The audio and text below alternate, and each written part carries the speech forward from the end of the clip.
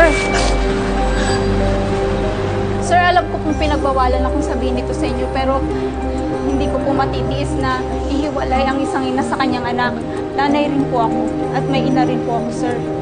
Pumunta po kayo sa ambulance bay. Baka sakaling maabutan niyo yung ambulansya kung saan nakasakay ang nanay niyo. Salamat. Salamat. Ma'am, may hinihintay pa po ba tayo? Kailangan na po natin umalis. Traffic na po sa daan. Sige, tara na.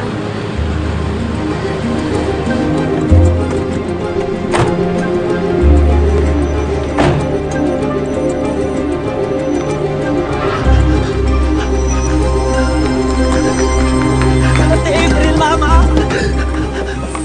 Mama!